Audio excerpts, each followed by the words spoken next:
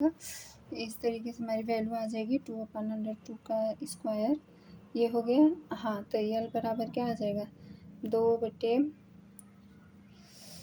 यल हो, ये हो गई यल की वैल्यू। ये हमारी एम की वैल्यू क्या होगी बी की जगह क्या रखेंगे 7, बी की जगह क्या रखेंगे 7 रख देंगे। ठीक है, 7 ही दिया है कि -1 दिया है। ठीक है, तो ए 2 का स्क्वायर प्लस -1 का स्क्वायर प्लस में क्या -2 का स्क्वायर। ठीक है, यानी इक्वल्स टू क्या होगा, यानी इक्वल्स टू होगा -2 अपान में ए का स्क्वायर मतलब 2 का स्क्वायर प्लस -1 का स्क्वायर -2 का स्क्वायर। ठीक है, तो यल इक्वल्स टू क्या होगा, यल इक्वल्स टू 2/3, यानी इक्वल्स टू -1/3, यानी इक्वल्स टू क्या होगा -2/3। ठीक है, तो यल या एम की वैल्यू आ गई, यल या एम की क्या आई वैल्यू आ गई। ठीक है, अब इस क्वेश्चन को आगे यहाँ से कर लेते हैं। ठीक है, तो ये आपके दिक कोसाइन है, ये आपके आ गए, क्या आ गए दिक कोसाइन आ गए। ठीक, क्वेश्चन नंबर कौन सा करना है 3।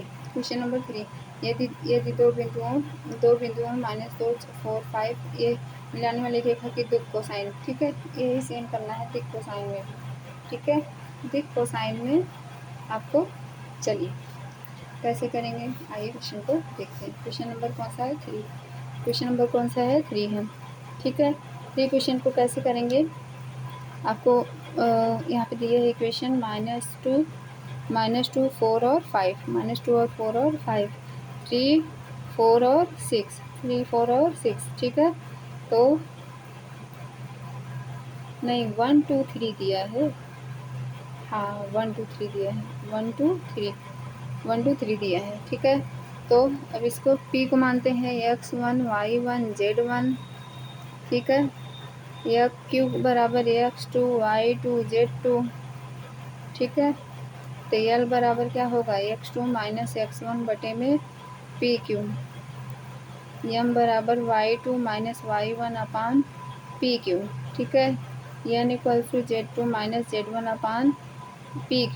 ठीक है, PQ इक्वल्स टू क्या होगा √x2 - x1 का स्क्वायर प्लस y2 - y1 का स्क्वायर प्लस z2 -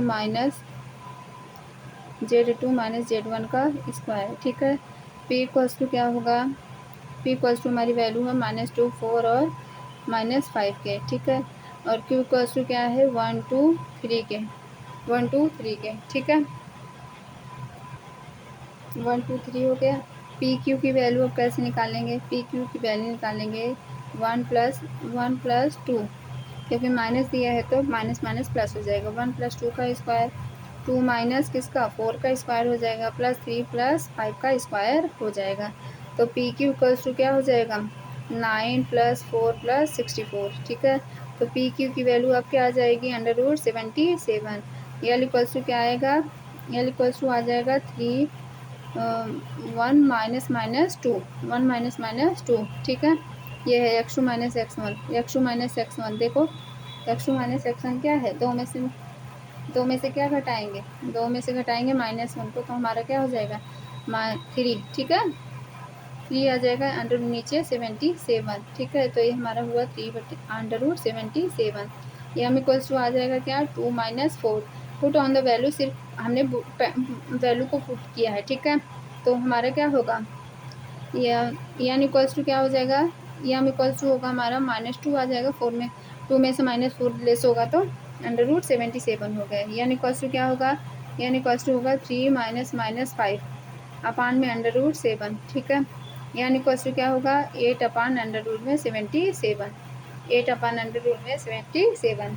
इस तरीके से हमारा क्या हुआ आंसर हो गया। ठीक है, ये हमारा क्या हुआ आंसर आ गया किसका, मिलाने वाली रेखा की दिक कोसाइन का। ठीक है, अब क्वेश्चन नंबर 4। ठीक है, क्वेश्चन नंबर 4 दिया क्या, बिंदुओं -1, 0, 2, 3 होकर जाने वाली रेखा का सदिश का कार्तीय रूप कैसे निकाला जाता है ये देखते हैं। ठीक है, ए -1, 0 तो बी 3, 4, 6। ठीक है, ये वेक्टर ए तथा क्या है वेक्टर बी है, वेक्टर ए तथा वेक्टर बी है। वेक्टर ए इक्वल्स टू क्या होगा -i प्लस में क्या 2k। ठीक है, वेक्टर बी इक्वल्स टू क्या होंगे 3i प्लस 4j प्लस में 6k, ठीक है। ठीक, फिर रेखा आपकी कैसी है, ए बी पर क्या है अपने मतलब स्वच्छ बिंदु है, मतलब स्वतंत्र बिंदु है। तो क्या होगा पी एक्स वाई जेड का इसी सदिश अब निकालना पड़ेगा हमें। इसी सदिश निकालने के लिए फॉर्मूला बनता है हमारा vector R equals to X I cap plus Y J cap plus Z K cap अपान में अपान vector R equals to A plus lambda vector B minus vector A, ठीक है। After that minus I plus 2 K cap plus lambda 3 plus 1 i cap plus 4j cap, ठीक है। ये हुआ 4j cap हो गया। कैसे आया a plus lambda B minus A, ठीक है। ठीक, तो a plus lambda B minus A आया यहाँ पे, तो यहाँ पे हमने वैल्यू पुट कर दिया, ठीक है। फिर प्लस लैम्डा है ना, फिर उसके बाद यहाँ पे क्या बनेगा लैम्डा की वैल्यू क्या आ जाएगी 6 माइनस 2 के वेक्टर के साथ, ठीक है। अब इस क्वेश्चन आंसर यहाँ देख लेते हैं, ठीक है। अभी हमारा बिंदु क्या बनेगा, पॉइंट बन जाएंगे हमारे माइनस आई कैप प्लस 2 के कैप। कैसे बनेगा ये देखो, माइनस आई कैप प्लस 2 के कैप, ठीक है। आप क्या लैम्डा के साथ बनेगा 4i ना, 4i कैप प्लस में 4j कैप प्लस में क्या 4k कैप, ये बन गया, ठीक है। अब ए बिंदु हमारा क्या है x1 y1 z1 ठीक है। तो और बी बिंदु हमारा क्या है x2 y2 z2, ठीक है। तो फॉर्मूला उसके लिए क्या होगा, फॉर्मूला देख लेते हैं हम।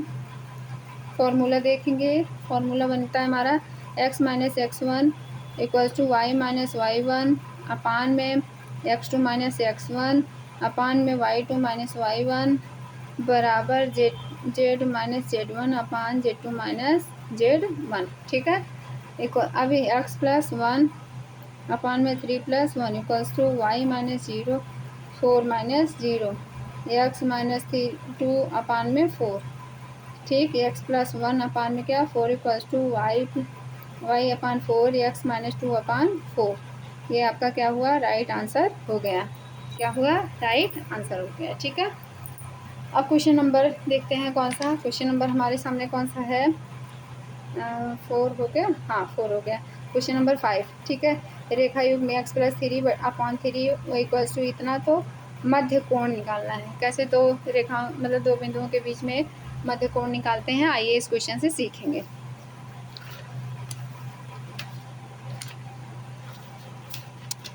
पहले रेखा का अनुपात हमें क्या दिया है x plus 3 y minus 1 z plus 3, तो x ए बराबर क्या हो जाएगा 3, ठीक है। ये नीचे की वैल्यू ए 3 5 4 1 1 2, ठीक है। तो अब लिख लेते हैं इसको हम a1 equals to 3 b1 equals to 5 c1 equals to क्या हो जाएगा 4 a2 इक्वल्स टू क्या होगा आपको 1 बताया b2 equals to 1 c2 equals to दिया है 2, ठीक है। तो न्यून कोण हमारा कितना होगा यहाँ पे थीटा हो जाएगा, ठीक है। तो थीटा किसका वैल्यू लगेगी कॉस थीटा की, किसकी कॉस थीटा की। कॉस थीटा बराबर क्या होता है a1 a2 plus b1 b2 plus c1 c2 अपान में अंडर रूट a1 का स्क्वायर प्लस b1 का स्क्वायर प्लस c1 का स्क्वायर, ठीक है। अंडर रूट a2 का स्क्वायर प्लस b2 का स्क्वायर प्लस c2 का स्क्वायर, ठीक है। यह हो गया।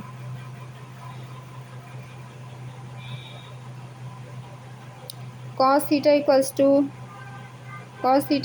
3 into 1 plus 5 into 1 plus 4 into 2 upon में 3 का स्क्वायर प्लस 5 का स्क्वायर प्लस 4 का स्क्वायर, ठीक है। इंटू में 1 का स्क्वायर प्लस 1 का स्क्वायर प्लस 2 का स्क्वायर, ठीक है। अब इनको सॉल्व करेंगे तो क्या आएगा, इनको सॉल्व करने पे हमारा आएगा कुछ आंसर 3 1 जा 3 5 और 4 2 जा 8, ठीक है। तो अब इसके बाद क्या होगा, इनका हम क्या निकाल लें, इनका निकाल लें हम स्क्वायर रूट निकाल लेते हैं। अब स्क्वायर रूट निकालेंगे 3 5 5 8 8 8 16, कितना आया 16 अंडर रूट क्या हुआ 9 25 4 स्क्वायर करेंगे तो कितना आ जाएगा 50, अंडर रूट 2 4 6 कितना हो गया 6 के कॉस थीटा के, ठीक है। तो कॉस थीटा हम इक्वल्स टू होगा 16 अपान 50 को लिखेंगे 5 अंडर रूट 2 लिख सकते हैं, और 6 को 6 ही लिखेंगे, ठीक है। तो theta equals to cos inverse 8 under root 3 upon 15, 8 under root 15, 8 under root 3 upon 15, ये हमारा क्या हुआ राइट आंसर हो गया, ठीक है। अब क्वेश्चन नंबर 6, रेखाओं L1 व L2 के बीच न्यूनतम दूरी ज्ञात करें जिनकी सदिश समीकरण है vector r equals to i plus j plus के